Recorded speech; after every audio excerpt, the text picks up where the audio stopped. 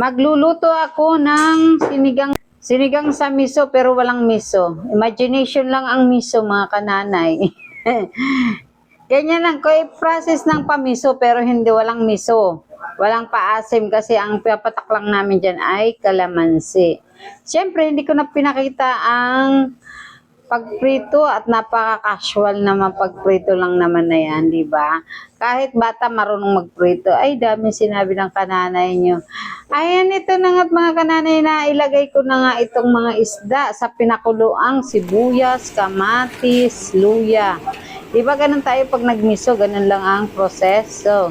At inilagay ko na nga si siling green at yung ano to, mustasa, di ba? Hindi na alam ng kananay nyo, charis. Ganyan lang ako magluto mga kananay kasi ayaw nila ng miso. Hindi nila gusto yung lasa ng miso. At eto na nga, mag-almusal na nga tayo. Ewan ko ba sa pangakasama ko dito, ayaw nila ng miso. Ayaw nila ng miso na nilalagay na talagang literal na miso. Basta ganyan lang ang luto tapos papatakan na lang ng kalamansi. Ayan. Kalamansi lang ang ipapatak mga kananay. Okay na sa kanila yan. Ayaw lang nilalagyan ng miso. Ang sarap pa naman ng isda dahil iyon ay salmon na green. Diba? Pinirito ng slight lang. Tapos ayan na. Hindi rin ako nagigisa mga kananay kasi nga iniiwasan ko yung mataas ang kolesterol. Dahil ang isda ay mataba. Nakita ko ang ano ng isda. Ang sariwa niya mataba pati ba. Ayan, kain tayo mga kananay. Thank you Lord sa blessing.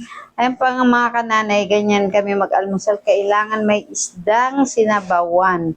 Kaya ako napipilitan bumaba ng bahay na madaling araw para makabili ng sariwang isda.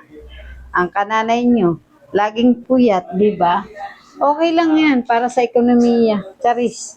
At kain na nga tayo mga kananay. Ayan ang pinagsaluhan namin ni Mister. At kami nga ay alas 8 na yata yung almusal na iyan. Ganun ang aming almusal, laging late. Siyempre, ang daming ang gawa. Ang daming gawa, ang daming ganap pag umaga sa buhay ng kananay niyo. O diba? Nakuha. Ayan, at ito nga, ang ganap ng kananay nyo sa umaga.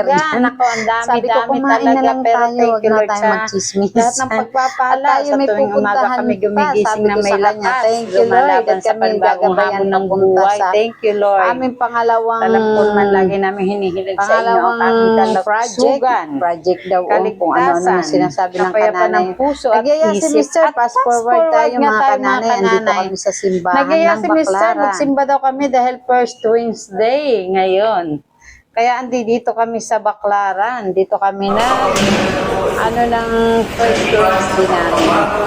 Ito, thank you Lord sa blessing. Talagang kailangan ng katao ang pagdarasal at paghingi ng tawad kasalanan. At syempre, bumulong na rin kayo, dagdag kayamanan, di ba? O, di ba, Charis?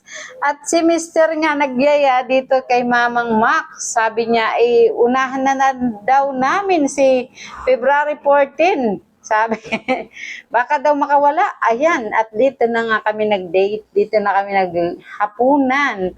At nag-request pa nga siya dyan ng halo-halo. At syempre, pagbigyan natin, alangan namang hindi, di ba? Nakipag-date na nga, hindi mo pa pagbigyan ng request. Order yun, huy! Ayan mga kananay, hanggang dito na lang. At ayan na nga ang halo-halo ni Mister. Bye-bye! Abangan na nyo na lang kung anong buhay namin bukas. Salamat!